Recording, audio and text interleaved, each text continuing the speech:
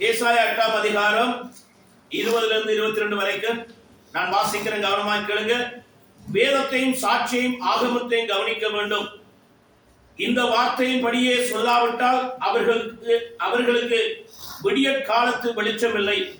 இடுக்கண் அடைந்தவர்களாயும் பட்டினியாயும் தேசத்தை கடந்து போவார்கள். அவர்கள் பட்டினியாய் இருக்கும்போது மூர்க்க வெறி கொண்டு தங்கள் ராஜாவை தங்கள் தேவனையும் தூசிப்பார்கள். அவர்கள் அண்ணாந்து பார்ப்பார்கள், பூமியை நோக்கி பார்ப்பார்கள். ஆனாலும் இதோ இக்கட்டும் அந்தகாரமும் இருக்கும். இடுக்கத்தால் இருளடைந்து அந்தகாரத்திலே அல்லுண்டு அடைவார்கள். கவனிங்க, ஏசாயா தீர்க்கதரிசியுடைய புத்தகம் ஆண்டவராகிய இயேசு கிறிஸ்து பிறக்கிறதுக்கு 650 ஆண்டுகளுக்கு முன்பதாக தீர்க்க தரிசனமாய் உரைக்கப்பட்டது. ஆண்டவராகிய இயேசு பிறந்த அந்த செய்தி ஆண்டவர் அங்கே ஏசாயா 7ஆம் அதிகாரத்திலும் ஏசாயா புத்தகத்துல 8ஆம் அதிகாரத்திலும் 9ஆம் அதிகாரத்திலும் மிக தெளிவாக பேசப்படுகிறது. நீங்கள் வேதத்தை வாசிக்கிற பொழுது ஏசாயா 7ஆம் அதிகாரத்திலிருந்து 8ஆம் அதிகாரம் 9ஆம் அதிகாரம் வரைக்கும் பார்க்கிற பொழுது கிறிஸ்துவுடைய பிறப்பு மிக தெளிவாக இங்கே சொல்லப்படுகிறது. இந்த வாசிக்கப்பட்ட வேத பகுதியிலே நாங்கள் பார்க்கிற பொழுது அங்கே பட்டினியும் இருளும் அந்தகாரமும் இடுக்கணும் தேசத்தை மூழ்கி கொண்டிருக்கும். ஜனங்கள் வெளிச்சம் இல்லாமல் ஜனங்கள் இருளிலே அந்தகாரத்திலே நிலைத்திருப்பார்கள்.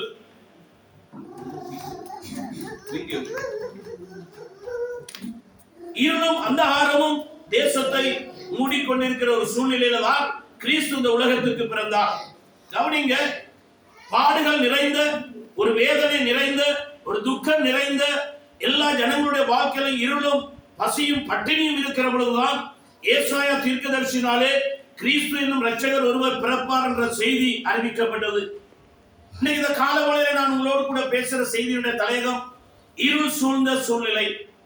இன்னைக்கு உலகத்தை பார்க்கிற பொழுது இருள், இடுக்கண், பசி, பட்டினி, பாடுகள் நிறைந்த ஒரு காலம். கிறிஸ்துமஸ் மாசம் அல்லது டிசம்பர் மாசம் வந்தோடனே ஒரு பக்கம் கிறிஸ்து பிறக்கிறார் என்ற செய்தி மகிழ்ச்சியை உண்டாக்குறதா இருந்தாலும் பல பாடுகள், உபத்திரவங்கள், இக்கட்டுகள் நிறைந்த ஒரு காலம். ஆண்டவராகிய இயேசு கிறிஸ்துடைய இந்த பிறப்பின் நாட்களுக்கு முன்பதாக பல வேதனைகளை, பல துன்பங்களை கடந்து போக வேண்டியிருக்கிறது. ஒவ்வொரு டிசம்பர் மாதத்திலும் வரும் பொழுது வெள்ளப்பெருக்கு, பூமி அதிர்ச்சி, சுனாமி, இப்படி பல காரியங்களை கடந்துதான் நாங்கள் கிறிஸ்துமஸை கொண்டாடுகிறோம். இப்படிப்பட்ட நாளிலே தான் மிகுந்த சந்தோஷத்தை உண்டாக்குற ஒரு செய்தி, மிகுந்த சந்தோஷத்தை உண்டாக்குற செய்தி, கிறிஸ்து என்னும் இரட்சகர் தாவீதின் ஊரிலே உங்களுக்காக பிறந்திருக்கிறார் என்ற செய்தி. அன்று இஸ்ரவேல் ஜனங்கள் பாடுகள், உபத்திரவங்கள் மத்தியிலே கடந்து போனார்கள். அங்கே மல்கியா புத்தகத்திலிருந்து மத்தேயு புத்தகம் வரைக்கும் 400 வருஷங்கள் இருண்ட காலம், எவ்விதமான பிரத்யட்சமாய் தேவனுடைய செய்தி இல்லாத காலம். அப்பொழுதுதான் தேவதூதன் வந்து பயப்படாதிருங்கள் என்று சொல்லி சகரியாவோடு கூட பேசுகிறார். என்றால் பயமும் அச்சமும் நிறைந்த ஒரு வாழ்க்கையை வாழ்ந்து கொண்டிருக்கிறோம். இடுக்கண் நிறைந்த ஒரு காலத்திலே வாழ்ந்து கொண்டிருக்கிறோம். இப்படிப்பட்ட காலத்திலே தான் கிறிஸ்து இந்த உலகத்துக்கு வந்தார். இக்கட்டு நிறைந்த இந்த உலகத்திலே நமக்கு ஆண்டவர் வெளிச்சத்தை கொடுக்க முடியாது. பாருங்க, சொல்லப்படுகிறது, அவர்கள் அண்ணாந்து பார்ப்பார்கள், பூமியை நோக்கி பார்ப்பார்கள். ஆனாலும் இதோ இக்கட்டும் அந்தகாரமும் இருக்கும். பூமியை நோக்கி பார்க்கிற பொழுது இன்றைக்கு அந்தகாரம் நிறைந்திருக்கிறது, இருள் சூழ்ந்திருக்கிறது. யாருடைய வாழ்க்கையில அந்தகாரம் இருக்கிறதோ அங்கே பாவம் சூழ்ந்திருக்கிறது. பாவத்தின் பிரதிபலம் தான் இருளும் அங்கே அந்தகாரமாய் இருக்கிறது. எனவே இயேசு வெளிச்சம் கொடுக்கிறவராய், உலகத்துக்கு ஒளியாய் கிறிஸ்து வந்தார். இருளில் இருக்கிற ஜனங்கள் பாருங்க, 9ஆம் அதிகாரம் 2வது வசனத்தை வாசிங்க. இருளில் நடக்கிற ஜனங்கள் பெரிய வெளிச்சத்தை கண்டார்கள். ஆமென். எல்லாரும் சொல்லுங்க, பெரிய வெளிச்சம். சொல்லுங்க, பெரிய வெளிச்சம். யார் அந்த பெரிய வெளிச்சம்? கிறிஸ்து. இந்த முழு உலகத்தையும் பிரகாசிக்க பண்ணுகிற, முழு உலகத்துக்கும் வெளிச்சத்தை கொடுக்கிற மிக பெரிதான ஒரு ஒளியாக வந்தவர் தான் கிறிஸ்து. அவர் ஒளியாக வரும் பொழுது பூமி எப்படி இருந்தது? இருள் சூழ்ந்த சூழ்நிலை, வேதனையும் துக்கமும் நிறைந்த ஒரு சூழ்நிலை, பாடுகளும் அங்கே கண்ணீரும் நிறைந்த ஒரு சூழ்நிலை. எனவேதான் ஆண்டவராகிய இயேசு கிறிஸ்து இப்படிப்பட்ட காலத்திலே பயமும் அச்சமும் பீதியும் நிறைந்த இந்த காலகட்டத்திலே கிறிஸ்துவுடைய பிறப்பை குறித்து ஏசாயா தீர்க்கதரிசியினாலே முன்னுரைக்கப்படுகிறது. அப்பொழுது நீங்கள் வாசித்து பாருங்கள். அங்கே ஏசாயா தீர்க்கதரிசி புத்தகம் 7ஆம் அதிகாரம் 14வது வசனம். உங்களுக்கு ஒரு அடையாளத்தை கொடுப்பார். இதோ கன்னிகை கர்ப்பவதியாகி ஒரு குமாரனை பெறுவார். கவனிங்க, ஆண்டவர் ஒரு அடையாளத்தை கொடுக்கிறார். இருள் சூழ்ந்த, கண்ணீர் சூழ்ந்த, வேதனை நிறைந்த, துக்கம் நிறைந்த ஒரு காலகட்டத்திலே கர்த்தர் நமக்கு ஒரு அடையாளத்தை கொடுக்கிறார்.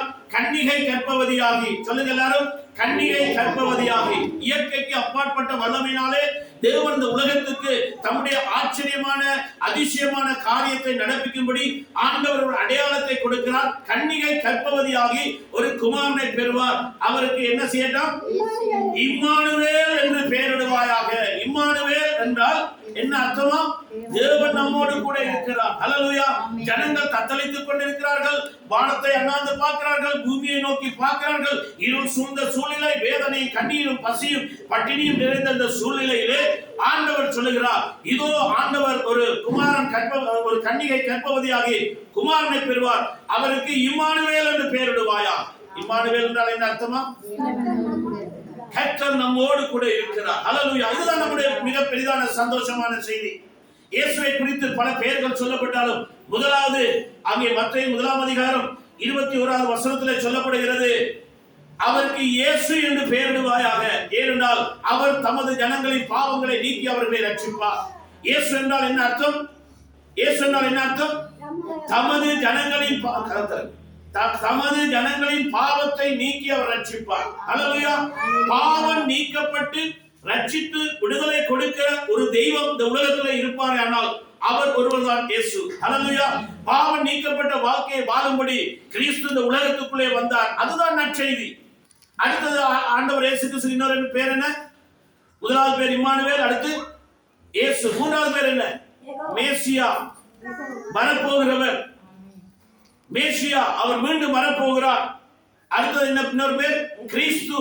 கிறிஸ்து யெகோவா தகப்பனுடைய பேர். கிறிஸ்துவோட பேரை சொல்லுங்க.